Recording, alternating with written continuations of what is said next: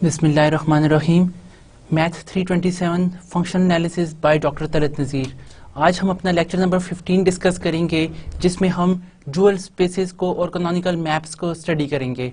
Before this lecture हमने जो study किया था नॉन लीनियर फंक्शनल इक्वेशंस को हमने स्टडी किया था, यानी कि जिसमें हमने फंक्शनल्स को देखा था कि किस तरह के फंक्शनल्स हमारे पास जो है वेक्टर स्पेस पर ऑपरेट करते हैं। यानी कि every functional is a mapping from a vector space to the set of real numbers or the set of complex numbers। हमने उसके ऊपर नॉर्म भी डिफाइन किया और उसकी कुछ प्रॉपर्टीज एग्जांपल्स को स्टडी किया था, प्लस साथ ही हमने जो है डुअल स्पेसेस को भी स्टडी किया था। लेकिन आज हम इसको थोड़ा सा मोर अटेंटिव वे से स्टडी करेंगे। हम देखेंगे डुअल स्पेसेस क्या होती हैं, कैनोनिकल मैप्स क्या होती हैं, इस तरह आइसोमॉर्फिक स्पेसेस को भी आज हम जो है वो उसको भी गो थ्रू करेंगे।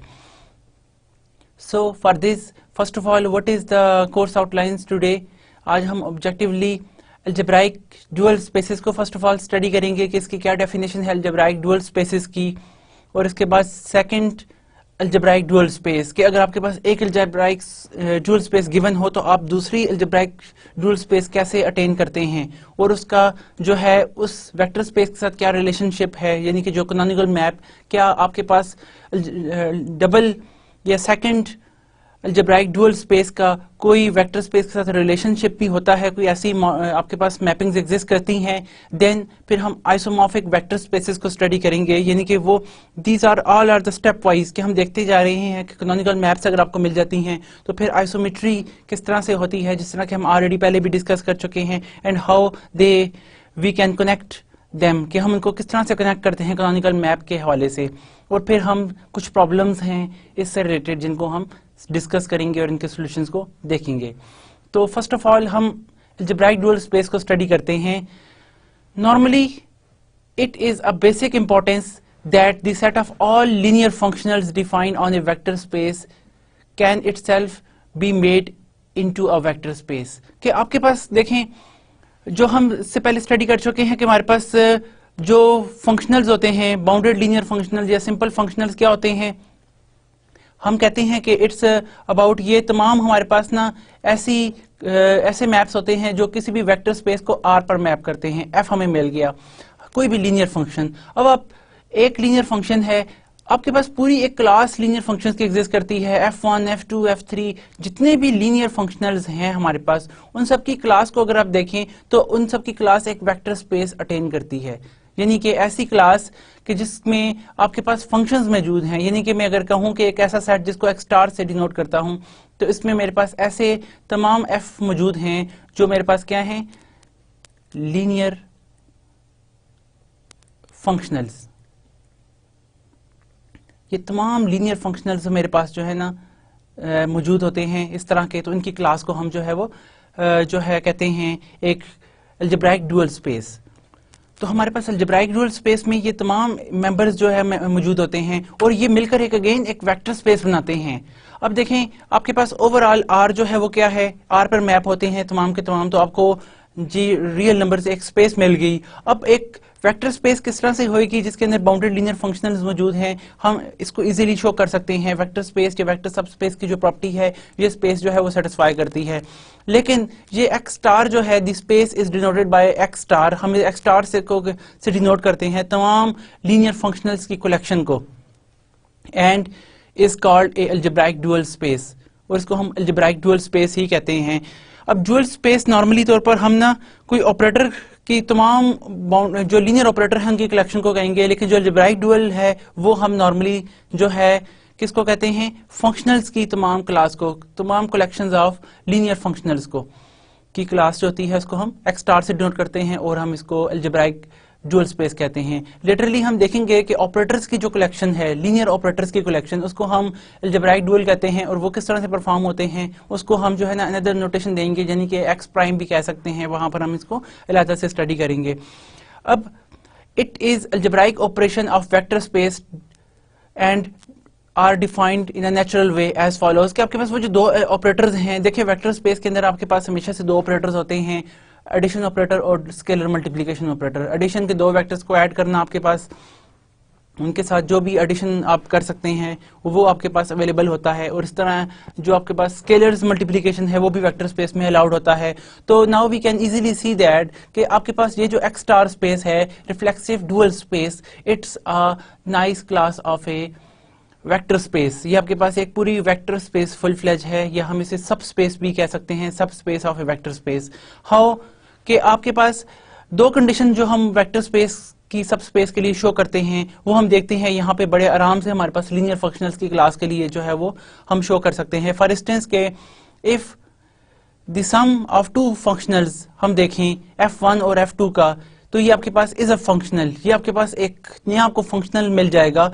Those values at every x belong to the x। आप जो भी x लें, फॉर इंस्टेंस के आप कहते हैं sx एक ऑपरेटर है जो दोनों का सम आपको दे रहा है। कैसे कि f1 भी एक आपके पास लीनियर फंक्शनल है, f2 भी लीनियर फंक्शनल है, कोई से दो आप आर्बिट्रेरी फंक्शनल दें इस x स्टार में से, उनका सम लेंगे, तो चूंकि ये लीनियर फंक्शनल्स हैं आपके पास f1 plus f2 times x आ जाएगा, इसको हम s का नाम दे देते हैं। और आपके पास यानी कि ये दो फंक्शन का सम की एक लीनियर फंक्शनल का सम भी जो है वो भी आपके पास एक अगेन लीनियर फंक्शनल होता है, और ये आपके पास किसको बिलोंग करता है, इसी स्पेस को, इसी वेक्टर स्पेस को बिलोंग करता है। और इसी तरह अगर हम प्रोडक्ट देखें, अगर आपके पास कोई f जो है वो लीनियर फंक्शनल है तो वो x स्टार के अंदर मौजूद होगा इस सेट के अंदर, और अगर हम कोई अल्फा साथ मल्टीप्लाई भी कर दें तो वो f टाइम्स जो है अल्फा टाइम्स f को अगर हम देखें तो वो भी एक लीनियर फंक्शनल होता है। ये हमारे पास अगर कोई भी f लीनियर फंक्शनल है तो alpha times f is again linear functional, तो आपके पास वो एक नया लीनियर फंक्शनल हमें मिल जाता है। तो इसका क्या मतलब है कि वो भी इस x स्टार को बिलोंग करेगा, यानी कि वी कैन से दैट कि for all values of x हम एक alpha times f of x को देखें तो that is the alpha f of x, इसको हम p ऑफ x का नाम देते हैं, और देख सकते हैं वेरी इजीली कि p(x) is again a linear functional. तो आप देखें sum of two linear functionals is a linear functional, so sum belongs to the again x star. Similarly alpha times f of x is a linear functional if f is a linear functional, तो इसका मतलब है alpha f is also belong to the x star। तो x star से हम prove कर लेते हैं कि हमारा जो x star है वो एक वेक्टर स्पेस है। तो ये बड़ी इंपॉर्टेंट प्रॉपर्टी है, वेक्टर स्पेस पूरा सेट होना ये एक बहुत ही खास प्रॉपर्टी होती है। देखें इसी तरह आप देख सकते हैं कि क्या जीरो इसमें मौजूद है, जीरो आपके पास जीरो ऑपरेटर जो होता है वो भी लीनियर ऑपरेटर होता है, हम ऑलरेडी ये पढ़ चुके हैं। तो इस वजह से जीरो भी इस स्पेस को बिलोंग करता है एक्स स्टार को। तो एक्स स्टार आपके पास ओवरऑल एक पूरी की पूरी वेक्टर स्पेस है। Note that this agrees with the usual way of addition functions and the multiplying them by some constraints। तो हम ये एग्री कर लेते हैं कि किस तरह से हम ये वेक्टर स्पेस अटेन कर लेते हैं जिसमें दो वेक्टर्स को ऐड करना, यानी कि यहाँ पे वेक्टर्स क्या हैं, आपके फंक्शंस हैं, दो फंक्शंस को ऐड कर लेना और फंक्शंस के साथ स्केलर मल्टीप्लाई करना ये अलाउडेड है, और इस तरह से ये आपके पास वेक्टर स्पेस जो है वो अटेन हो रही है। नाउ फर्दर अब हम देखते हैं क्या आपके पास देखें एक सेट x गिवन था कोई भी, तो हमने क्या किया इस x के कोरस्पॉन्डिंग हमने एक ऐसी मैपिंग देखी जो इस सेट x को R पर लेकर जाती है, और सबसे पहले हमने इसको स्टडी किया कि ये हमारे पास एक फंक्शनल है।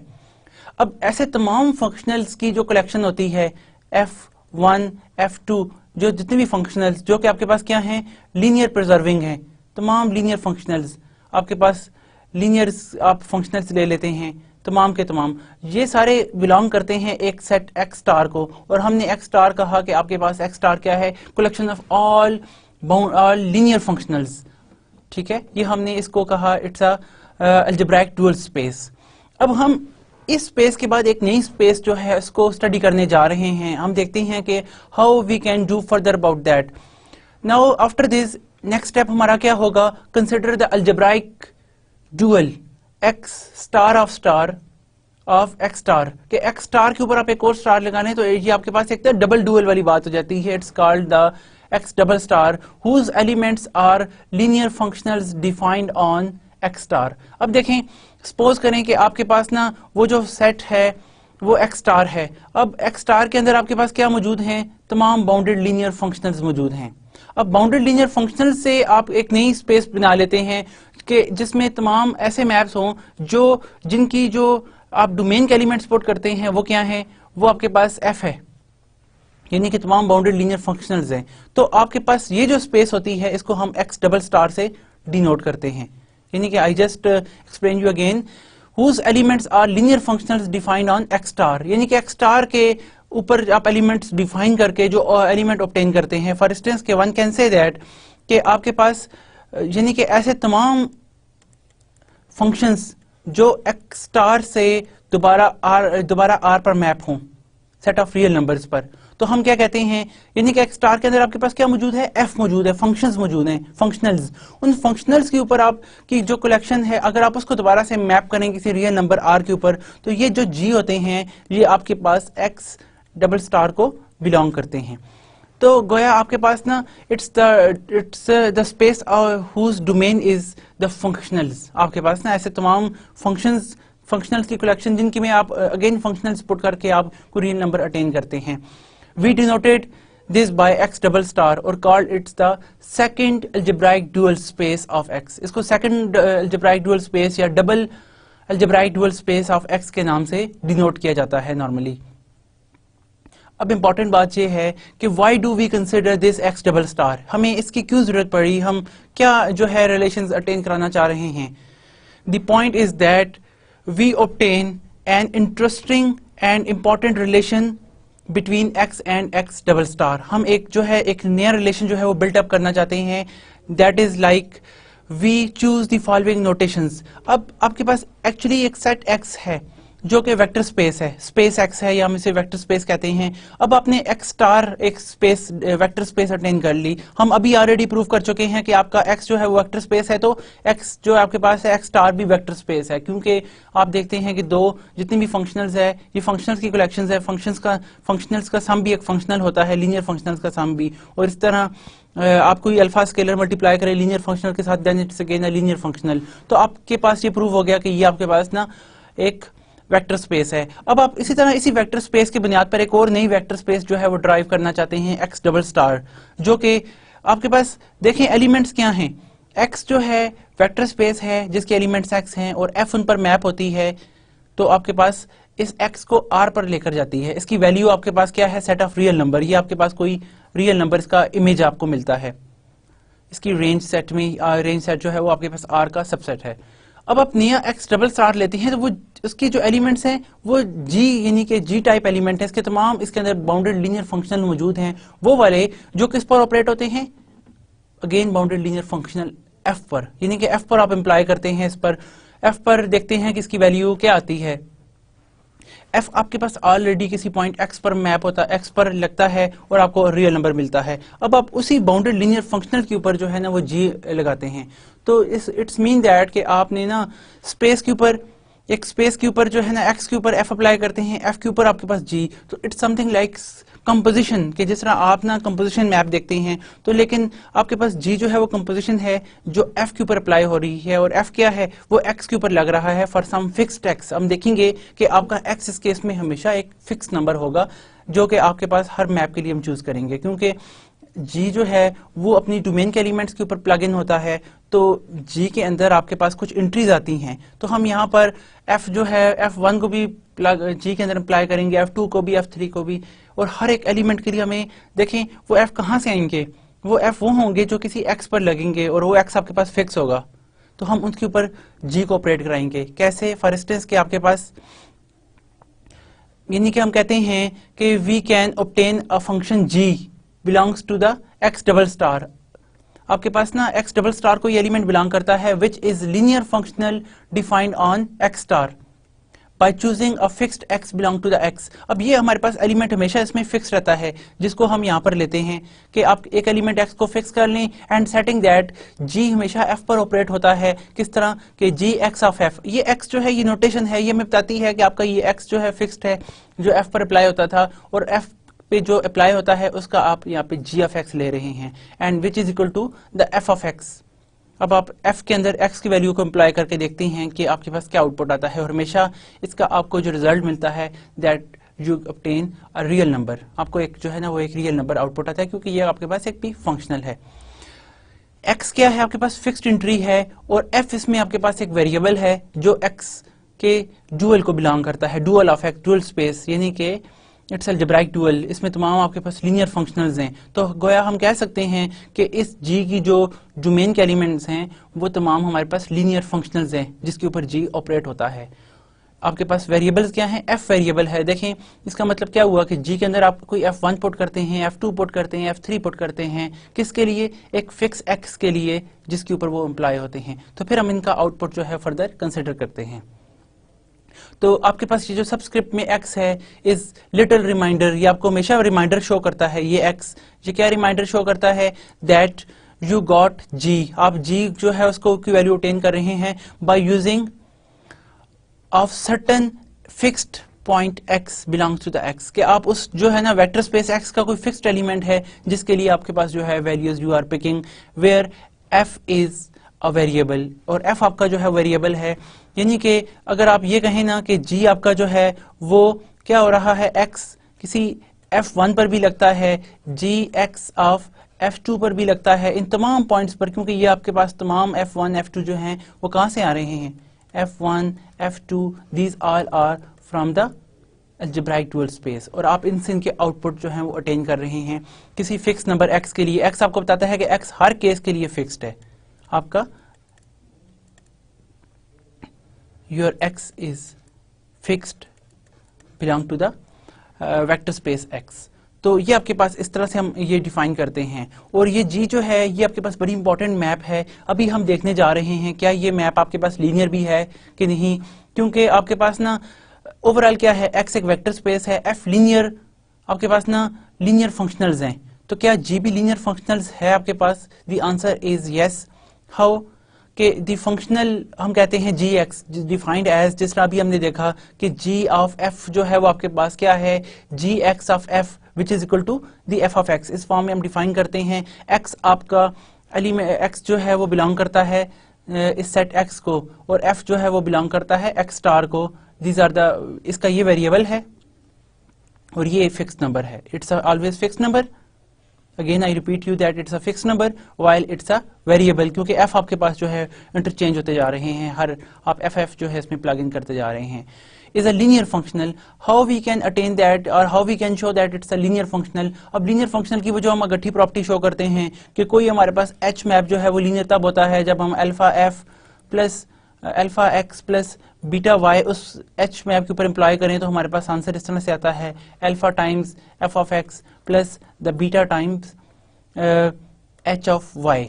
और किसके लिए, फॉर ऑल एक्स वाई, जो आपके पास स्पेस आप जो भी ले रहे हैं उस स्पेस के लिए, और आपके पास जो हैं ये दोनों फील्ड में से आप लेते हैं, फील्ड में भी रियल नंबर और कम्प्लेक्स नंबर। तो आपके पास ये जनरल प्रॉपर्टी है जो है, हम देखते हैं कि कोई स्पेस जो है हम कैसे इसको जो है लीनियर शो करते हैं। तो क्या हम देखते हैं कि कैन वी सीन दैट कि this G of X is a linear operator, linear functional हम यहाँ पे कहेंगे ऑपरेटर, चूंकि ज़्यादा जनरल है, क्योंकि ऑपरेटर का इमेज जो है वो ज़रूरी नहीं है रियल नंबर आए, लेकिन जो हर फंक्शनल होता है उसका जो आउटपुट होता है वो एक रियल नंबर होता है। So G X of alpha F of one plus beta F of two, क्योंकि आपके पास ये जी एक्स जो है वो हमेशा एफ वन और एफ टू के ऊपर अप्लाई होता है, यानी कि फंक्शनल इसकी डोमेन है। तो अगर आप देखें ये भी हमारे पास एक फंक्शनल है, ये भी फंक्शनल है, और जी एक्स एक्स आपको बताता है कि ये आपके पास फिक्स नंबर है जो किस पर किस पर ऑपरेट होता है, f1 जो है वो x पर ऑपरेट होता है इस फिक्स नंबर पर, f2 भी इसी फिक्स नंबर x पर ऑपरेट होता है। आप उन्हीं कलेक्शंस के एलिमेंट को लेते हैं, and what is the image, ये आपके पास इससे क्या ऑब्टेन होता है बाय द डेफिनेशन। अगर आप देखें so the image is alpha f1 plus beta f2 times x, ये आपके पास इस तरह से ऑपरेट हो रहा है, where f1 and f2 are linear maps. साफ जाहिर है क्योंकि आपके पास लीनियर मैप्स x स्टार के एलिमेंट्स हैं, और आपके पास f जो है चूंकि लीनियर है तो वो किस फॉर्म में आपके पास आ जाएगा, alpha time f1 of x plus beta किस फॉर्म में आ जाए, जो f2 है वो किस फॉर्म में आ जाएगा, plus the beta times f2 of x, that is just nothing but linearity property. और आप देखें अल्फा आपके पास बाहर कॉमन है, और बाय डेफिनेशन आप इसको दोबारा से रिस्टोर कर सकते हैं। f ऑफ x जो है वो आपके पास again G X of f होता है, तो हम कह सकते हैं it's alpha times G X of f1 plus again the beta times G X of f2। देखिए अगर आप गौर करें तो ये जिस इसकी जो है वो इसकी जो है वो रिस्टोरिंग है, और हम देखते हैं x जो है वो आपको सिर्फ ये शो कर रहा है कि ये आपके पास वही फिक्स नंबर है जिसके ऊपर f1 और f2 जो है वो आप जो है एम्प्लॉय करते हैं। तो now what this shows, this satisfies the condition of such like H mapping, यानी कि ये लिनियरिटी मैप की आपको कंडीशन शो कर रहा कि it fulfil the linearity conditions and hence we conclude that our G X is a linear functional, ये आपके पास लीनियर फंक्शनल है। और इस तरह G X one G X two, यानी कि जी को अगर आप देखें एक्स जो है वो तो फिक्स है, जी के लिए जितनी भी आपके पास कलेक्शंस आती हैं यानी कि G1, G2, G3 ये मिलकर आपके पास पूरी एक वेक्टर स्पेस बनाती हैं। और हम बड़े आराम से भी ये भी प्रूफ कर सकते हैं कि X double star is a vector space. क्यों कि आप दो इस तरह के G1, G2 लें, उनका सम भी जो है वो भी एक लीनियर फंक्शनल होगा जो अगेन F के जो है जिसकी डोमेन F होगी और वो उसका में जो है वो रियल नंबर होगा।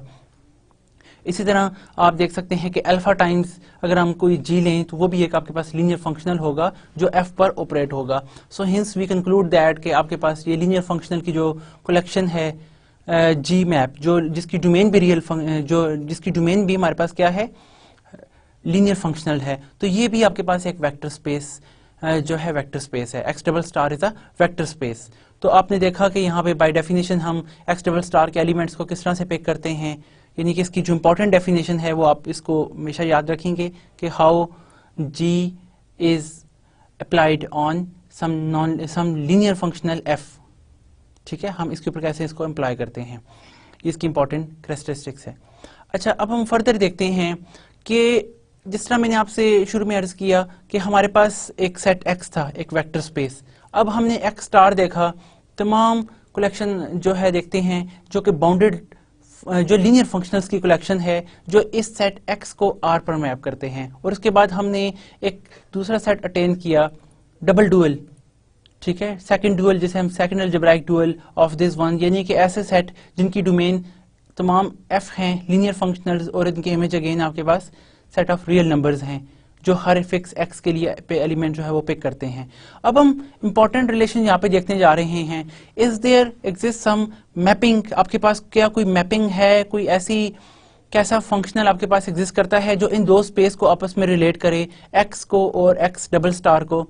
The answer is yes. एक बहुत इंपॉर्टेंट मैप है, इसकी बहुत ज्यादा एप्लीकेशंस हैं। If you see the PDs partial differential equation, यानी कि जो भी जिसकी जितनी भी आप देखें काफी हद तक एप्लीकेशंस आपकी ना नॉन लीनियर फंक्शनल एनालिसिस या लीनियर फंक्शनल एनालिसिस की जो एप्लीकेशंस हैं वो आपको पार्शियल डिफरेंशियल इक्वेशन में मिलेंगी। इस तरह डिफरेंशियल इक्वेशन में वहां पर कैनोनिकल मैप या कैनोनिकल मैपिंग के जो एप्लीकेशंस है वो बहुत ज़्यादा यूज़ होती है। और आप देखते हैं वहाँ पर कि किस तरह आप यूजफुल मेथड्स अटेन करते हैं ताकि आप अपनी प्रॉब्लम्स के सॉल्यूशंस वहाँ पर अटेन कर सकें। वहाँ पर प्रॉब्लम्स के सॉल्यूशन क्या होते हैं, सॉल्यूशंस ऑफ डिफरेंशियल इक्वेशन या solution of partial differential equation. जो भी पीडीज का सॉल्यूशन होता है वो आप कैनोनिकल मैप की हेल्प से अटेन करते हैं। और कैनोनिकल मैप आपके पास क्या है, अभी हम इसको देखने जा रहे हैं कि देखें आपके पास each X belong to the X, हर x के करस्पॉन्डिंग आपके पास एक gx मिल जाता है x डबल स्टार में। वो क्या करता है कि आपका वो फिक्स x जो है उसके लिए ये f जितने भी मैप्स f हैं उन यानी कि f i's की कलेक्शन को, मैं यहाँ पे ये कहने जा रहा हूँ कि आपके पास जितना f1 f i's हैं जितने के जितने, उन सारों को ये जो है वो मैप कर लेता है किसके ऊपर, ये सेट ऑफ रियल नंबर्स पर। अब आप f of i's, ये f of i's आपके पास किसको बिलोंग करते हैं, दी स्पेस एक्स स्टार को। एक्स स्टार के लिए हर एक्स के करस्पॉन्डिंग आपको ना जी एक्स मिल जाते हैं जो एक्स डबल स्टार में मौजूद हैं। अब हम एक नई मैप जो है वो यहाँ पे ड्राइव करने जा रहे हैं जिसको हम कैपिटल सी से डिनोट करेंगे और लेटरली हम इसको कैनोनिकल मैप के नाम से याद रखेंगे। कैनोनिकल मैप जो है वो रिलेट करती है हमारी वेक्टर स्पेस एक्स को हमारी दूसरी vector space X double star के साथ। कैसे कि there exist a mapping C such that it's a mapping from set x to the x double star, कि आप जो भी आपके पास वेक्टर स्पेस x है ये वही वेक्टर स्पेस x है जो आपने यहाँ पे एलिमेंट फिक्स किया है, इन एलिमेंट्स को gx पर मैप करती है। और gx हम ऑलरेडी डिफाइन कर चुके हैं, gx जो है वो किसी f पर जब ऑपरेट होता है f पर तो आपके पास क्या आता है, f ऑफ x पर ऑपरेट होता है तो you will attain some number f of x, यानी कि आपके पास हर फिक्स्ड के लिए f ऑफ x का इमेज जो है वो हम अटेन करते हैं। यहाँ पर हम x को ना भी शो करें क्योंकि हम यहाँ पर ऑलरेडी x जो है वो स्क्रिप्ट में शो कर चुके हैं। तो एलिमेंट्स x को g ऑफ x पर मैप करती है। This mapping is called a canonical mapping of और from x onto X double star. ये आपके पास एक मैपिंग है और आपके पास जो है ये इंपॉर्टेंट है ये चीज देखना कि क्या ये कैनोनिकल मैप भी आपके पास लीनियर है। अब मैप है या ऑपरेटर जिसे आप कहते हैं, चूंकि दो आपके पास डिफरेंट वेक्टर स्पेसेस हैं। Now let us see the linearity of this C space, क्या आपके पास कैनोनिकल मैप लीनियर है? ये इंपॉर्टेंट है, आप प्लीज याद रखिएगा कि आपके पास जो कैनोनिकल मैप है ये लीनियर होती है और इसकी लिनियरिटी हम किस तरह से प्रूव करते हैं। इसकी डोमेन आपके पास सेट ऑफ रियल नंबर्स हैं और इसकी रेंज क्या है? एक्स डबल स्टार, यानी कि collection of all linear functionals whose domain is the linear functional, जो लीनियर फंक्शनल पर ऑपरेट होती है, यानी कि जी मैप जो एफ जिसके अंदर फर्दर फंक्शनल जो है उसके ऊपर ये जी मैप अप्लाई होती है। अब ये आपके पास जो है C is a linear since its domain is a vector space. अगर आप देखें C की डोमेन क्या है? तमाम X, और ये वेक्टर स्पेस आपके पास C, और यहाँ पे जो आपको फर्दर आंसर जो रेंज है वो भी आपके पास वेक्टर स्पेस का सबसेट है। अब now we have C alpha, अब वही कंडीशन आप चेक कर रहे हैं क्या जिस तरह हमने पीछे H के लिए डिफाइन किया, क्या H of alpha x plus beta Y equal होता है alpha H of x plus beta H of Y के, जिस तरह लिनियरिटी के हम जनरल पॉइंट ऑफ व्यू से प्रूव करते हैं। So let us see that C times alpha x plus beta Y times F, कि F पर जब आप इसको ऑपरेट कराते हैं तो आपके पास वैल्यू क्या आती है? It's a G times alpha x plus beta Y of F, आपके पास यहाँ पे F आ जाएगा, वेयर आपके पास ना ये देखें ये कोई फिक्स्ड x और y हैं जिनके लिए जो f पर ऑपरेट हो रहे हैं, और आपके पास जो भी x y किसका एलिमेंट हैं? These are the elements of space x के एलिमेंट्स आप ले रहे हैं। f जो है एक आपके पास लीनियर फंक्शनल है जो इन फिक्स f x और y के लिए जो है एक लीनियर फंक्शनल है। अब आप बाय डेफिनेशन देखें तो f क्या करता है? g जो है वो f पर किस तरह से ऑपरेट होता है? The image is that about the f of alpha x plus the beta Y, आपके पास ये इसका इमेज आ जाएगा जी मैप का। जब भी ये किसी लीनियर फंक्शन पर ऑपरेट होगा तो आपके पास इसका जो इमेज आएगा वो f times alpha x plus beta Y आएगा। और अब f आपके पास क्या है? Since f is a linear, तो f जो है वो लीनियर मैप है, तो लीनियर मैप ये लीनियरिटी की कंडीशन बड़े आराम से प्रिजर्व करेगी that it is equal to the alpha times f of x plus the beta times f of y। और अब आप देखें कि how we can restore it. What is alpha? Is the constant, some scalar. What is beta? It's a scalar fixed. अब आपके पास क्या है? f of x, x भी फिक्स्ड नंबर है आपके पास, और इस फिक्स्ड नंबर को आप जब रिस्टोर करते हैं in terms of g, we attain that it's a g of x f y plus that is the g y of f, क्योंकि जो है वो f y पे यहाँ पे y फिक्स के ऊपर अप्लाई होता है। तो ये आपके पास नोटेशन आ गई। Now further we restore this g x of f, कि ये आपके पास किसका इमेज है? ये किस x का इमेज है? जिस तरह जी एक्स जो है वो x के का इसकी जो डोमेन का एलिमेंट है वो आपके पास x है जिसका इमेज g ऑफ x है। अगर आप प्री जो है इसकी डोमेन में एलिमेंट देखते हैं then you attain x which employ on c, जिसके ऊपर c जो है वो ऑपरेट होता है। सो आपके पास G X of f is the C X of f plus beta is the same the other, आपके पास जो है ना G Y of f is the actually C Y of f, और आप देखें इन दोनों को मिलाकर तो you attain that your map C is a linear map, hence this canonical map is a linear map. Now what about a question that is this canonical map is a vector space? क्या ये अभी आपको एक इसकी जो collection आप लेते जाए हैं C1 C2 कैनोनिकल मैप्स की, क्या ये भी एक आपके पास वेक्टर स्पेस आपको प्रोवाइड करती है? Now you should think about it, और फिर आप इसको जरा देख लीजिएगा। Then if there is something about that then later हम इसको यूज करेंगे। now C is also the canonical embedding of x into x double star, इसको हम canonical embedding के नाम से भी कॉल करते हैं क्योंकि आपके पास ये क्या करती है? उस स्पेस x को x डबल स्टार के साथ जो है कनेक्ट करती है, एक रिलेशनशिप प्रोवाइड करती है इन दोनों के दरमियान, यानी कि जो है ये एक लीनियर मैप ऐसी है जो दो आपको आपस में एम्बेड कर देती है। To understand and motivation this term we first explain the concept of isomorphism which is a general interest। अब देखें isomorphism हम देखेंगे कि आपके पास ये C मैप है, ये एक्चुअली कनेक्ट करती है x को x डबल स्टार के, तो क्या ये मैप आइसोमॉर्फिज्म की कंडीशन सेटिस्फाई करती है? क्या ये दो स्पेसेस को आपस में आइसोमॉर्फिक करती है तो किस तरह से करती है, इसके बारे में अब हम थोड़ा सा देखने जा रहे हैं। अब देखें यानी कि जनरल क्या होता है, हमारे पास दो स्पेसेस सपोज गिवन है, एक x और x डबल स्टार, या x स्टार या x टिल्डा से आप डिनोट कर लें। Suppose that x and x tilde be the two spaces, may be a norm spaces और whatever they have of the same kind. हम कहते हैं कि ये दोनों एक ही तरह की हैं। फॉर इंस्टेंस है आप यानी कि सपोज कर लें आपके पास एक जो है ना x जो है वो कोई r स्क्वायर है, और दूसरे नंबर पर हम कहते हैं x tilde is some the space of all complex number. यानी कि एज एग्जांपल अगर हम कंसिडर करते जाएं तो हमें चीजें जो है वो थोड़ी सी और क्लियर नजर आती हैं। For instance two vector spaces हम कह सकते हैं इट इज, जिस तरह की ये दो आपके पास वेक्टर स्पेस हैं, it is of interest to know whether x and x star are essentially identical. क्या ये आपस में आइडेंटिकल हैं, क्या ये आपस में सेम स्ट्रक्चर जो है वो प्रिजर्व करती हैं कि जिस तरह एक का स्ट्रक्चर है इस तरह का दूसरे का स्ट्रक्चर है, क्या इनके दरमियान नंबर ऑफ एलिमेंट्स की इक्वालिटी मौजूद है, क्या इनके दरमियान जो है मेजरिंग सेम है, या नॉर्म जो है वो same kind of terms exist कर रहे हैं, क्या इनमें आपस में इक्विवेलेंस है, that is whether they differ at most by the nature of their points, कि इनकी सिर्फ पॉइंट की नेचर डिफरेंट है, बाकी इनके दरमियान पूरा का पूरा स्ट्रक्चर या बाकी दोनों एक दूसरे की कॉपी हैं।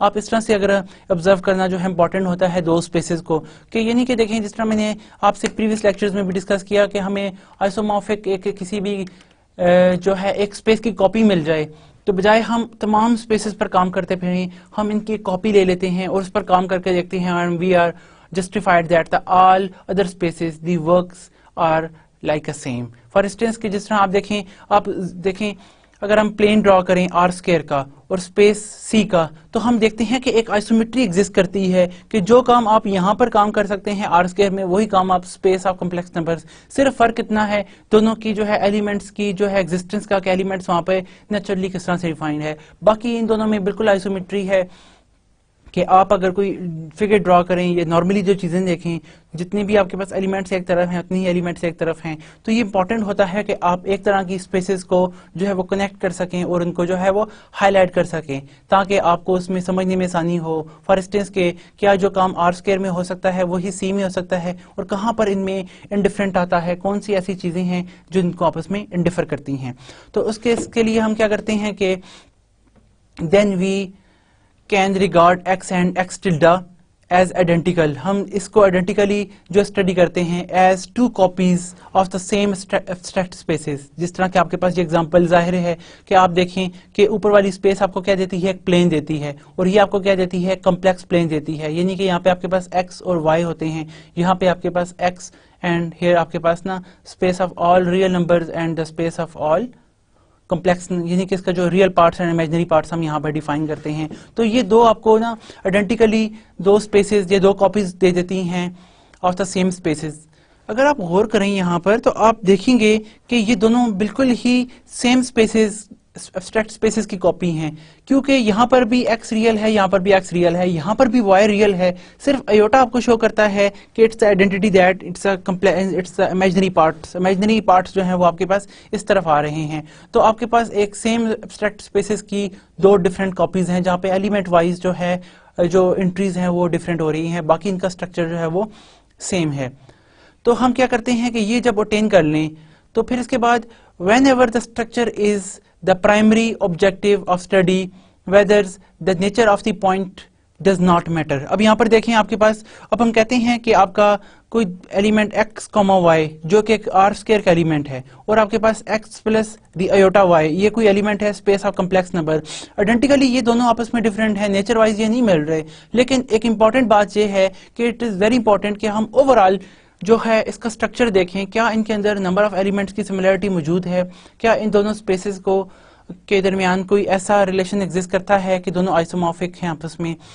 देखें जिस तरह हम एक चीज इंपॉर्टेंट शो करते थे कार्डिनलिटी ऑफ ए सेट, तो हम कहते थे कि आपके पास दो सेट्स कब जो है ना आपस में इक्विवेलेंट हैं कि अगर उनके दरमियान same number of element exist करें, और एक आपके पास इतनी नंबर ऑफ एलिमेंट एग्जिस्ट करें कि उनके जितने के सेट ऑफ नेचुरल नंबर्स में हैं आपके पास एक ऐसी आपको बाइजेक्टिव मैप एग्जिस्ट कर जाए जो कि एक से इस सेट को सेट ऑफ नेचुरल नंबर पर मैप करे, तो वो आपको बिल्कुल बता देती है कि नेचुरल नंबर का सेट भी एक है, इन दोनों की आइडेंटिफिकेशन एक तरह से है।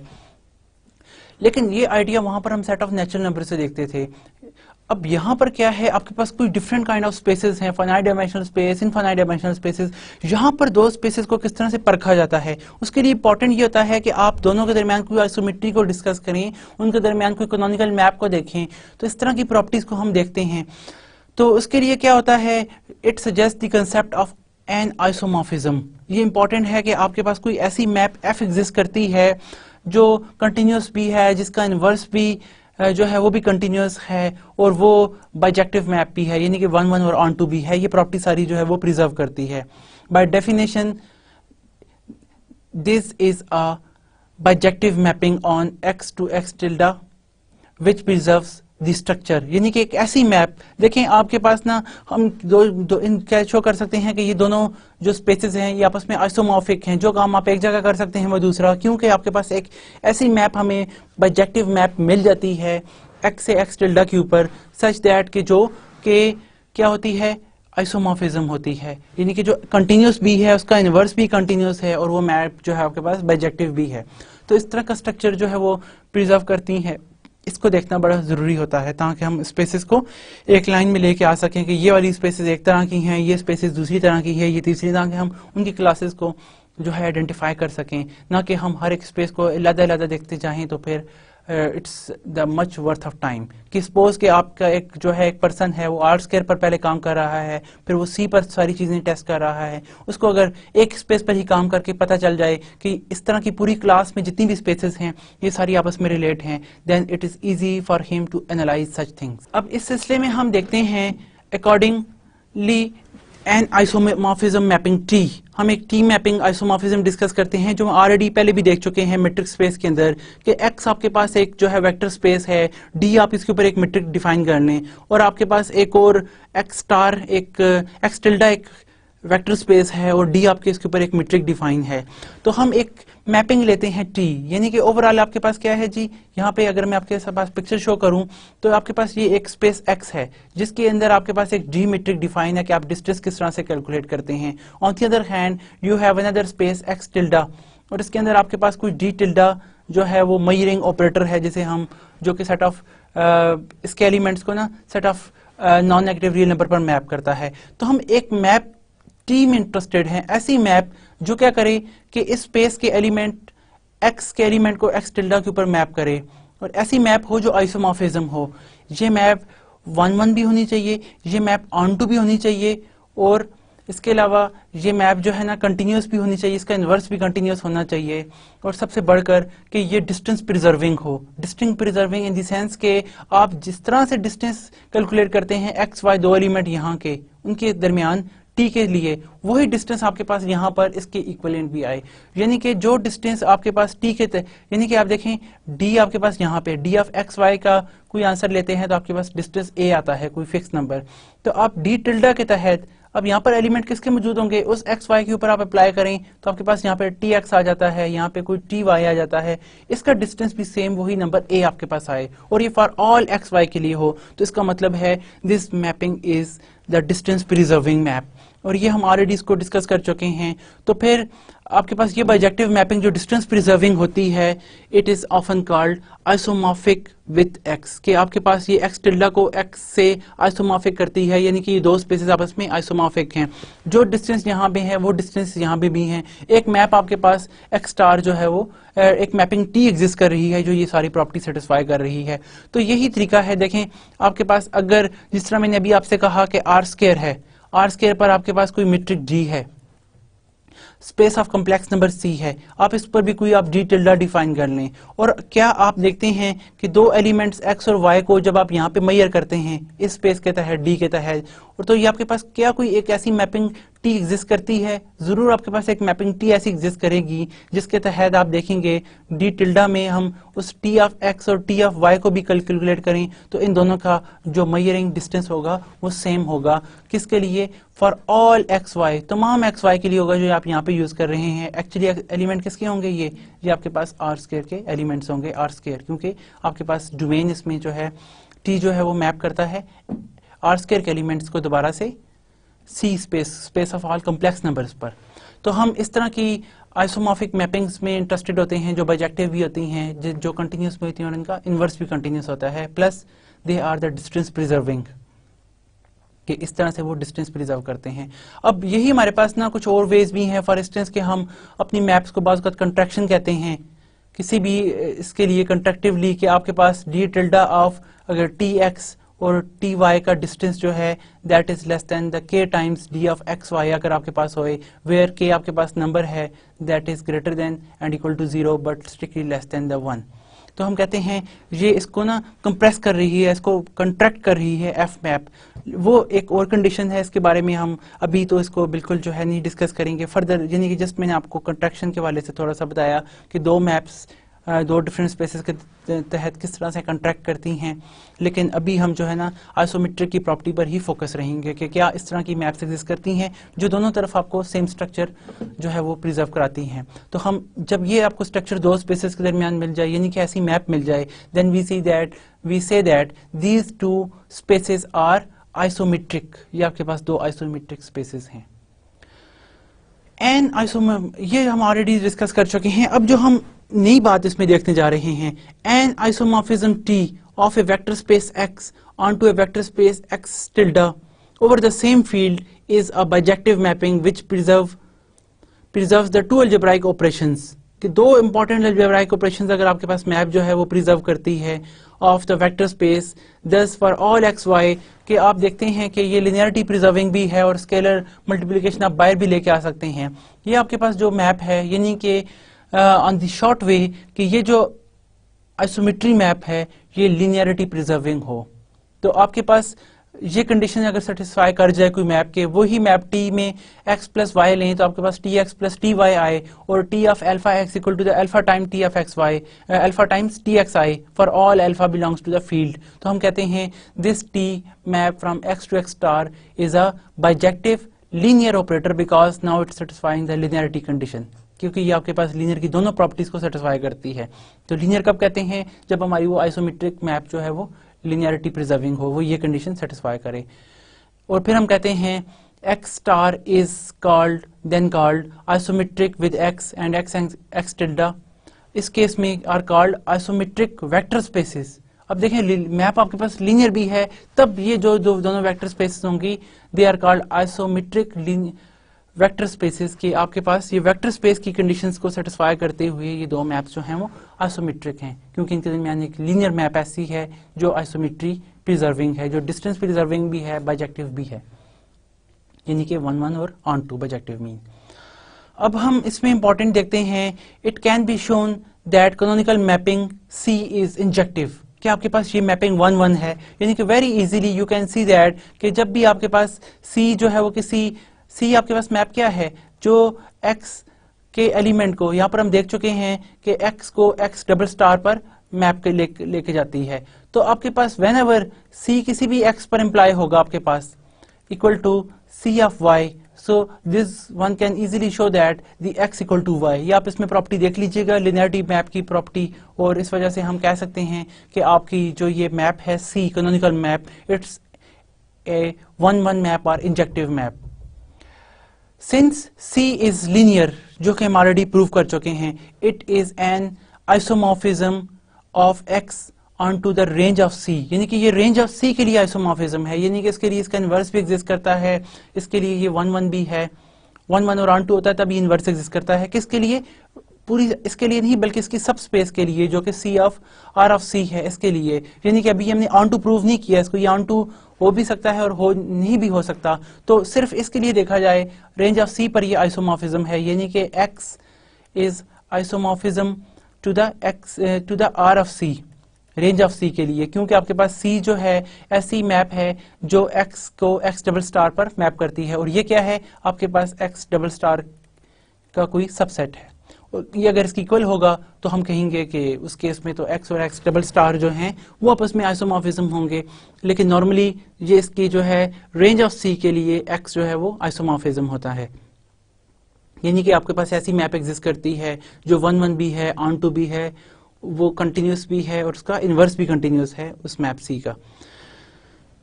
क्योंकि इन्वर्स एग्जिस्ट करता है तो कंटिन्यूस है, f इन्वर्स एग्जिस्ट करता है तो इसका मतलब है कि f जो है इनवर्स वो भी कंटिन्यूस होगा। ये आपके पास इंपॉर्टेंट कॉन्सिक्वेंस है एनालिसिस के, यानी कि इसकी कुछ ब्यूटीफुल प्रॉपर्टीज हैं।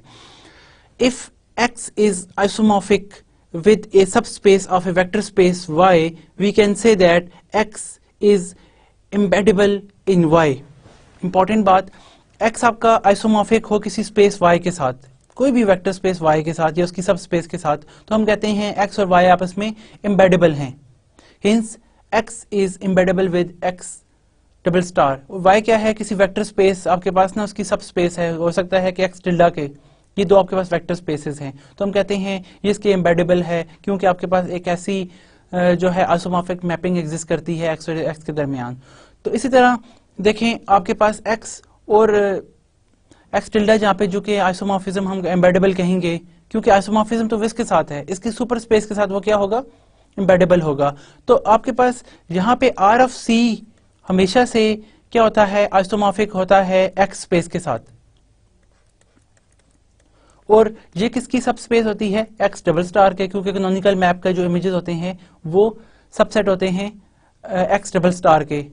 डबल डुअल जो सेकंड डुअल स्पेस होती है, अलजेब्राइक सेकंड डुअल स्पेस, तो हम कहते हैं कि एक्स जो है वो आपका क्या है, एम्बेडेबल है। ये आपके पास एम्बेडेबल होता है इन, या हम इसे कह सकते हैं एम्बेडेबल इन एक्स डबल स्टार, क्योंकि इसकी जो सब स्पेस है वो एक्स के आइसोमॉर्फिज्म है। और furthermore if C is surjective, अगर सी सरजेक्टिव भी है, ऊपर हम कह चुके हैं ये इंजेक्टिव है, अगर ये सरजेक्टिव हो, ऑन टू भी आपके पास होती है, तो इसका मतलब है ये बाइजेक्टिव बन जाएगी, क्योंकि इंजेक्टिव प्लस सरजेक्टिव इंप्लाइज बाइजेक्टिव। तो आपके पास क्या हो जाता है उस केस में, मैप का इन्वर्स, सी का इन्वर्स भी एग्जिस्ट करेगा, और आपके पास जो उसमें रेंज सेट ऑफ सी होगी वो पूरा का पूरा एक्स डबल स्टार के इक्वल होगी बजाय इसके सब स्पेस होने के। अब यहाँ पर जब ये हो जाता है तो फिर हम कहते हैं X is said to be algebraically reflexive. X और एक्स डबल स्टार जो होंगे वो आपके पास अलजेब्राइकली रिफ्लेक्सिव होंगे। X is said to be algebraically reflexive. So ये आपने इसमें इंपॉर्टेंट प्रॉपर्टीज देखी। अब हम कुछ मजीद बात करते हैं हाइपरप्लेन और इसी तरह हमारे पास हाफ स्पेसेस की, कि हम हाफ स्पेसेस किस तरह से किसी मैप को कहते हैं।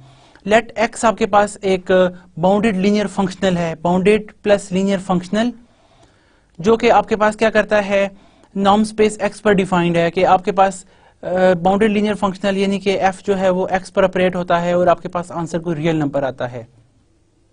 तो इस रियल नंबर के लिए हम क्या करते हैं, then for any scalar C we have a hyperplane, हम एक हाइपरप्लेन सी डिफाइन कर लेते हैं। किस तरह से, कि X C is equal to the collection of all those X such that F of X equal to सी।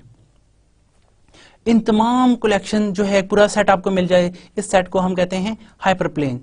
मिसाल के तौर पर आप देखें यहाँ पर कि आर में हम एग्जांपल देते हैं, आर में आपके पास हाइपरप्लेन क्या है, आप कोई एलिमेंट सी फिक्स कर लें, देखें आप कहते हैं सी इक्वल टू 1, तो ऐसे तमाम यहाँ पर अगर हम इस डेफिनेशन को देखें तो ये क्या होगा, एच सी आपके पास सबसेट होता है आर का हमेशा, ऐसा कि वो आपका फंक्शनल जो है आप एक डिफाइन कर लेते हैं, जो कि एच आपके पास एच ऑफ सी में वो तमाम ऐसे एलिमेंट्स आते हैं जो इसके इक्वल हैं, इस सी के जो एफ ऑफ एक्स को इक्वल टू सी लेके जाते हैं। यानी कि आप सपोज दैट के आपके पास मैप ही अगर कांस्टेंट हो, अगर मैं ये कहूं कि एफ ऑफ एक्स आपके पास ऐसा मैप है आर के ऊपर जो कि आपको आंसर कोई फिक्स नंबर 1 ही की इक्वल देता है, तो इस केस में क्या होगा, आप देखें एच ऑफ सी के अंदर कौन कौन से एलिमेंट आएंगे, एच ऑफ सी में वो तमाम एलिमेंट आते हैं आपके पास आर के आएंगे, जो कि आपके पास क्या करती है कि F of X is equal to 1 लेते हैं। तो आपके पास इसका आंसर क्या आ जाएगा, मैप आपके पास इस तरह से डिफाइंड है, तो पूरा का पूरा आर जो होगा वो आपके पास हाइपरप्लेन बन जाएगा। Got it. इसी तरह आपके पास कोई फिक्स नंबर सी के लिए जो भी आप इसमें हाइपरप्लेन डिफाइन करना चाहें, फॉर एग्जांपल जिस तरह के अगर आप देखें for any linear functional which is not equal to 0 on X we can define a hyperplane इस तरह से कि उसका आंसर 1 की इक्वल आए। तो 1 के लिए कौन कौन से ऐसे x के पॉइंट हैं जिनका आंसर 1 है, वो तमाम पॉइंट जो हैं वो मिलकर इस सेट x1 का हिस्सा बनेंगे, h1 का, और h1 आपके पास एक सेट बन जाएगा जिसको हम हाइपरप्लेन के नाम से डिनोट करेंगे। अब इसी तरह हम अपनी स्पेस को ना दो स्पेसेस में, यानी कि अपर हाफ स्पेसेस और लोअर हाफ स्पेसेस में भी रिवर्ट कर सकते हैं। सिमिलरली यानी कि एच सी हम कहेंगे अपर हाफ और लोअर हाफ स्पेसेस के लिए we define 2 distinct spaces such that के पहली स्पेस में कहता हूं वो तमाम ऐसे एलिमेंट्स हैं जिसमें एफ ऑफ एक्स का less than and equal to C answer है, आपके पास कोई फिक्स नंबर सी है उसके लिए, तो वो स्पेस आपके पास ना लोअर हाफ स्पेस कहलाएगी। और ऐसे तमाम एलिमेंट जो सी से ऊपर ग्रेटर के लिए हैं उनको हम अपर हाफ स्पेसेस कहेंगे। फॉर एग्जांपल देखें आपके पास आर स्क्वायर में, ये हम आर स्क्वायर में अपना एक प्लेन है, आपके पास ना एफ ऑफ एक्स एक ऐसी मैप है फॉर एग्जांपल कि हम कहते हैं कि सी आपका पॉइंट जो है वो नंबर 10 ले लेते हैं 10, तो आपके पास एक मैप इस तरह से गुजर रही है जिसके आंसर्स ये आपके पास रिजल्ट हैं। तो आपके पास ये सी है, सी की value that is C suppose equal to 1, तो 1 से जितनी भी लेस वैल्यूज हैं किन किन पॉइंट्स पर हैं वो तमाम पॉइंट की कलेक्शन जो है ना वो आपके पास इस सेट C1 को बिलोंग करेगी, इससे छोटे के लिए। तो हम कहेंगे कि ये तमाम ऐसे पॉइंट जिनका इमेज C से छोटा है वो तमाम पॉइंट जो हैं वो x1 का हिस्सा बनेगा और वो पूरा सेट जो है वो लोअर हाफ प्लेन कहलाएगा। देखें इसने प्लेन को दो हिस्सों में स्प्लिट कर लिया हाफ, यानी कि आधा इधर आधा इधर। C से ग्रेटर जो होंगे वो अपर हाफ प्लेन में आ जाएंगे। फॉर इंस्टेंस के आपके पास ये जितने भी पॉइंट हैं जिन जिन x पर आ रहे हैं वो x सारे के सारे x ऑफ C2 को बिलोंग करेंगे और इसको हम अपर हाफ से डिनोट करेंगे। तो हम अपने किसी भी सेट को अपर हाफ प्लेन और लोअर हाफ प्लेन में रिवर्ट कर लेते हैं और जो एग्जैक्टली हाइपर प्लेन क्या होगा, उन तमाम पॉइंट का हिस्सा यानी कि वो जिसके इक्वल आ रहे हैं उनको हम हाइपर प्लेन से डिनोट करते हैं। ये भी इंपॉर्टेंट कंसेप्ट है, इसको आप याद रखिएगा प्लीज के हाइपर प्लेन क्या होता है, अपर हाफ स्पेसेस और आपके पास लोअर हाफ स्पेस जो है वो क्या होती है। नाउ फर्दर अब हम कुछ प्रॉब्लम्स को स्टडी करते हैं regarding our today lesson. First of all show that कि आपके पास ना जो दो function space of all continuous function defined on close interval A B पर डिफाइन है, they are linear and bounded. अब लिनियरिटी के लिए आप देख सकते हैं क्या ये आपके पास मैप्स लीनियर हैं F1 और अब देखें इंटीग्रल जो है वो हमेशा से लीनियर होता है, x पर इम्प्लाई हो रहा है, x नॉट आपके पास फिक्स्ड कोई फंक्शन है, यहाँ पर x जो है वो यहाँ पे x ऑफ t इसके लिए वेरिएबल है। तो आप जब भी F1 में कोई alpha x plus beta y impose करते हैं where alpha and beta are scalars और x y कोई भी दो वेरिएबल हैं, तो आपके पास इमेज क्या आएगा a टाइम्स b, यहाँ पे x के लिए आपके पास आ जाएगा alpha X T plus the beta of Y T इस फॉर्म में विद जो आपके पास कांस्टेंट है साथ वाई नॉट ऑफ टी, ये साथ सेम रहेगा डी टी। और हमें पता है कि आपके पास जो इंटीग्रेशन में ये फर्स्ट ऑफ ऑल इससे भी मल्टीप्लाई होगा, फर्स्ट से भी सेकंड से भी, इंटीग्रेशन की लिनियरिटी की वजह से आप इसे ओपन भी कर सकते हैं।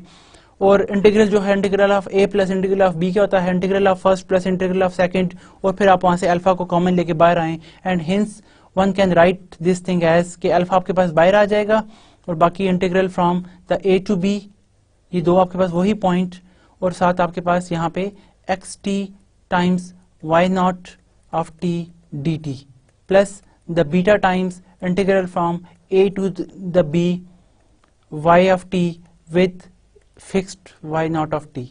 और बाय डेफिनेशन ये क्या है, अगर आप इसमें गौर करें, this will gives you alpha times this is your F1 implying on the x plus the beta is same, by definition this is the F1 operate on the y and hence note that this map is a linear map. Similarly this map is bounded, आप इसको show कर सकते हैं bounded by, जिस तरह के हमने space of integral space को शो किया था, you can easily show that this is a bounded space, क्योंकि आपके पास यहाँ पे ये हम बड़े आप यहाँ पे शो कर सकते हैं। For instance just I write for you that F1 of x का अगर आप मॉड लेंगे that is less than equal to the c times norm of x। वो कौन सा ऐसा c एग्जिस्ट करता है जिसके लिए ये है, थिंक अबाउट इट। बट मैं अगर आपको यहाँ पे बताऊं तो ये c आपके पास हमेशा b माइनस ए की फॉर्म में होगा इन योर फर्स्ट प्रॉब्लम, यानी कि c ऐसा एग्जिस्ट करता है जो b माइनस ए। हाउ, आप जो हमने लेक्चर पीछे पढ़ा था आप इसको गौर करें और आप इसको ऑब्टेन करें, you can easily reach at this point. Secondly ये फंक्शन भी आपके पास लीनियर है, आप इसको बड़े आराम से अटेन करा सकते हैं f में x प्लस वाई को पुट करके, और ये बाउंडेड भी आपके पास है।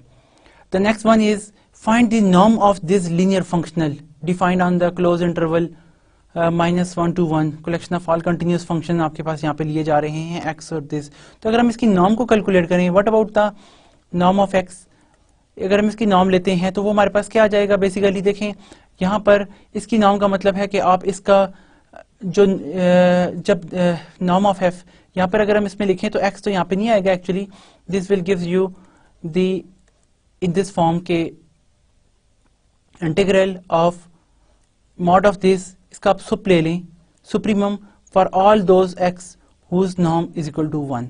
आप सिंपल ये कैलकुलेट कर लें। और अब देखें सुप्रीमम आप लेते हैं तो आपके पास supremum of first plus supremum of second यहाँ पे आएगा, और वो क्या होगा एक्चुअली कि आपके पास यहाँ पे लेंथ कैलकुलेट होगी according to this all those जिनका आपके पास लेंथ 1 की इक्वल है। तो आपके पास इसकी अगर आप फर्स्ट की लेंथ कैलकुलेट करें तो आपके पास 1 आएगी, और इसी तरह जो मैक्स होगा वो आपको आइडेंटिकली पॉजिटिव वैल्यू देगा, और आप अगर इसकी भी लेंथ कैलकुलेट करें then you will attain that is again the 1। तो ओवरऑल आपके पास नॉर्म इसका जो है वो 2 आ जाएगा। इसमें जो मिसिंग स्टेप्स हैं आप इसको फॉलो कर सकते हैं सेम उस तरह जिस तरह हम जो है वो नॉर्म कैलकुलेट करते हुए अटेन करते हैं। यहाँ से यहाँ तक देखें आपके पास सिंपल वही लेंथ आ जाएगी। इसका नॉर्म 1 आपके पास 1 की इक्वल है, इसका नॉर्म भी 1 की इक्वल है, तो by norm definition you can attain that इसकी वैल्यू आपके पास 2 की इक्वल आएगी। एक तो ये वे है डायरेक्टली, बट आप इसको सेकेंडली भी शो कर सकते हैं कि norm of F is less than equal to the 2 and also the 2 is greater than equal to the norm of f, and 1 and 2 implies that norm is equal to the 2, जो कि हमारे पास extended वे है जिससे हम पहले भी काफी सारे नॉर्म्स जो हैं वो प्रूव करते आए हैं। Show that this function is, ये आपके पास एक फंक्शनल है।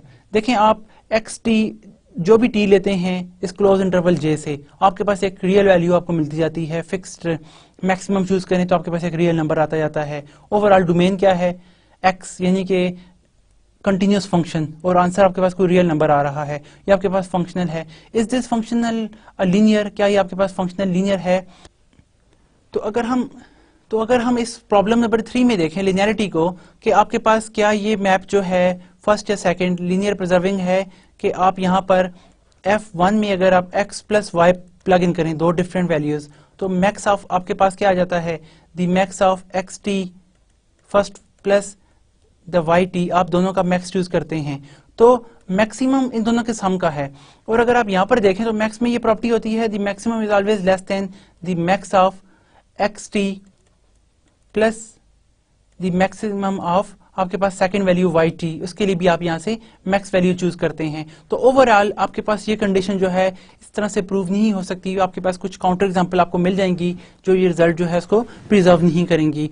रिगार्डिंग द बाउंडेडनेस, आपके पास boundedness is okay. For instance के आप यहाँ पर इसमें देख सकते हैं कि आपके पास ये बाउंडेडनेस की कंडीशन को ये सेटिस्फाई कर लेगा कंडीशन। उसकी वजह ये है कि एक्स टी आपका जो है वो फंक्शन किस पर डिफाइंड है, आपको इसकी अपर वैल्यू मिल जाती है और आप इसका नॉर्म डिफाइन करके वहां से इसकी अपर वैल्यू को अटेन करा सकते हैं। It's a just simple exercise, I think you can imply just see the definition about the norm, max norm defined on A space of continuous function. तो आप इसकी मदद से इसको बाउंडेड शो कर सकते हैं। फर्दर शो दैट के आपके पास जो है ना एफ मैपिंग ऐसी है जो x के ऊपर अप्लाई हो तो आपके पास एक्साई n आता है, where x is the xi j for j equal to 1 to n। n यहाँ पे आपके पास फिक्स है लेकिन j जो है अप टू इन्फिनिटी तक है। ये आपके पास एक लीनियर फंक्शनल है। The thing is very easy, आप अपने जो स्टेप्स हैं को अप्लाई करके शो कर सकते हैं कि t जब आपके पास किसी एक्साई j पर अप्लाई हो तो आपके पास आंसर जो है वो एक्साई n आता है, वेयर n आपके पास कोई फिक्स्ड नंबर है। तो आप इसमें बड़े आराम से शो कर सकते हैं एक्साई j प्लस कोई ईटा j लें तो आपके पास क्या आ जाएगा एक्साई n plus the xi j की फॉर्म में, और दिस इज बाय डेफिनेशन सम। ये आपके पास क्या आ जाएगा एक्साई प्लस यहाँ पे ईटा फॉर्म आ जाएगी and we can attain that this is the t xi j plus the t of xi, ये आपके पास दोनों n की फॉर्म में है बाय द डेफिनेशन, क्योंकि हर एक के लिए आपको फाइनाइट नंबर n मिलता है। और इसी तरह से अगर आप दूसरी प्रॉपर्टी देखें the t of alpha time, आप जब एक्साई j लेते हैं so it is the alpha time xi n, alpha is the same it's about the t of xi j, आपके पास ये वैल्यू मिल जाती है and hence we attain that it's a linear operator. Further more is f is bounded if l equal to the, आप इसमें क्या ये ऑपरेटर बाउंडेड भी है जब आप l इंफिनिटी में से एलिमेंट लेते हैं। बाउंडेड से क्या मुराद है, क्या आपके पास हर एलिमेंट के लिए ना ये जो ऑपरेटर है बाउंडेड, कि आप जब इसका नॉर्म लेते हैं इस t का तो आपके पास एक नंबर c एग्जिस्ट करे सच दैट कि वो ये कंडीशन सेटिस्फाई करे।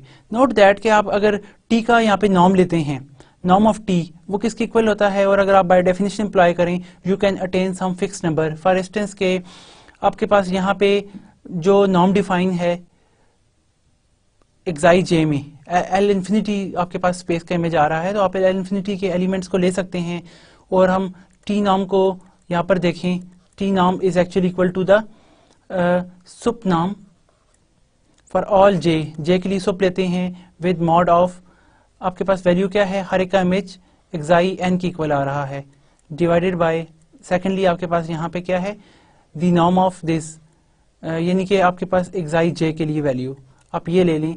अब supremum divided by the each value, और अगर आप यहाँ पे ओवरऑल देखें तो आपके पास क्या है, एक्साई जे वो तमाम एंट्रीज हैं जिनका मॉड नॉट इक्वल टू 0 है आपके पास।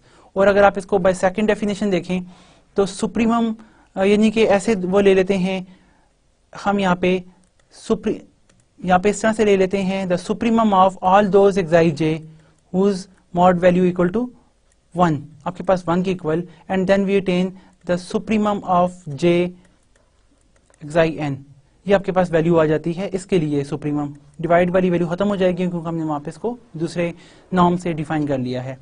अब ये आपके पास क्या है, नोट दैट के बाउंडेड जो आपके पास एल स्पेस है ना, space of all bounded sequence, तो बाउंडेड सीक्वेंस का सुप्रीमम एग्जिस्ट करता है तो आपको यहाँ पे कोई फाइनाइट नंबर सी जरूर मिलेगा जो कि इसका सुप्रीमम होगा, and hence we conclude that के अवर दिस फंक्शन जो है टी, जो एक्साई जे को हर एक्साई जे को एक्साई एन पर मैप करता है, ये आपका फंक्शन जो है वो बाउंडेड भी है। इन problem number 5, if f is a bounded linear functional on a complex norm space and L bar, where bar denotes a complex conjugation, is a bounded, आपके पास क्या ये फंक्शन भी बाउंडेड है, यानी कि देन f बार जो है वो आप देख सकते हैं ये भी आपके पास एक बाउंडेड फंक्शन होगा f बार। उसकी वजह क्या है कि अगर आपके पास f बाउंडेड है तो f ये प्रॉपर्टी प्रिजर्व करेगा कि f का नॉर्म ले that is less equal to the c times norm of x, ये प्रॉपर्टी सेटिस्फाई करेगा। अब x अगर हम इसके ऊपर बार ले लें, f के ऊपर बार लें, तो f बार का अगर हम नॉर्म लें that is again equal to आपके पास किसकी इक्वल आता है, अगर आप यहाँ पर लिख सकते हैं इसको इंड्यूस करके भी एलिमेंट को, तो they have the same which is the norm of this one and which is less than equal to the c times norm of x, and hence we conclude that कि आपका जो this implies f bar is also bounded.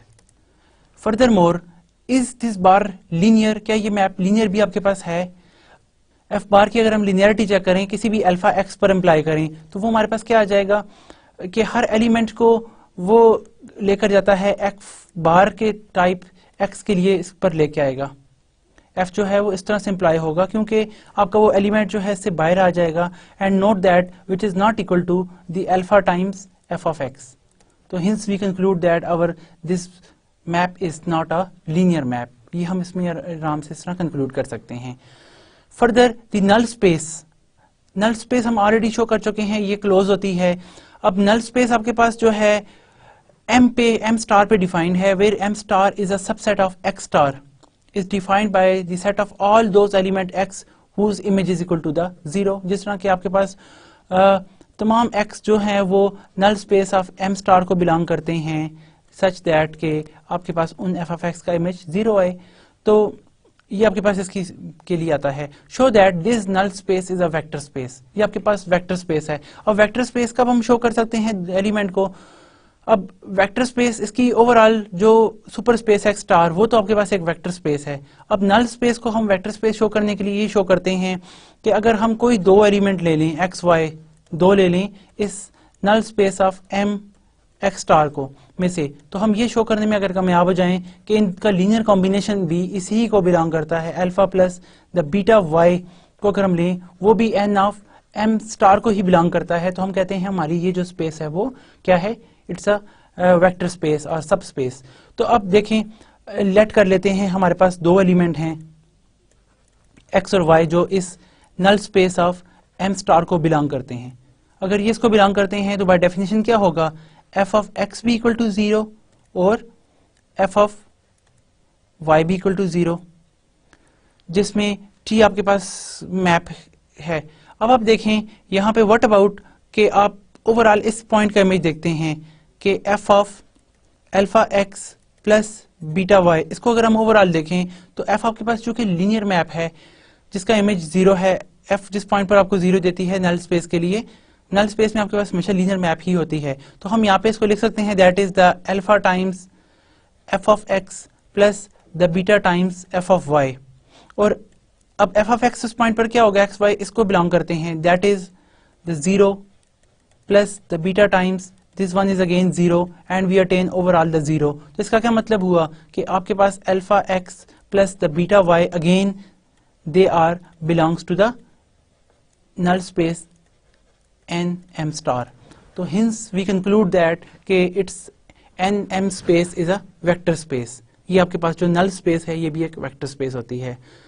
तो आज के lesson में हमने जो है रिफ्लेक्सिव हमने जो है प्रॉपर्टीज देखी।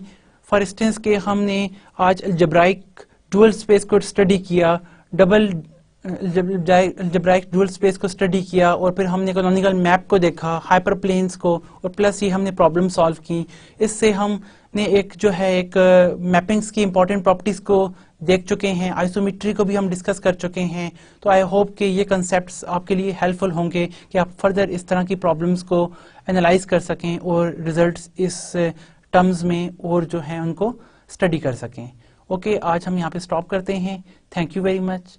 अल्लाह हाफिज़।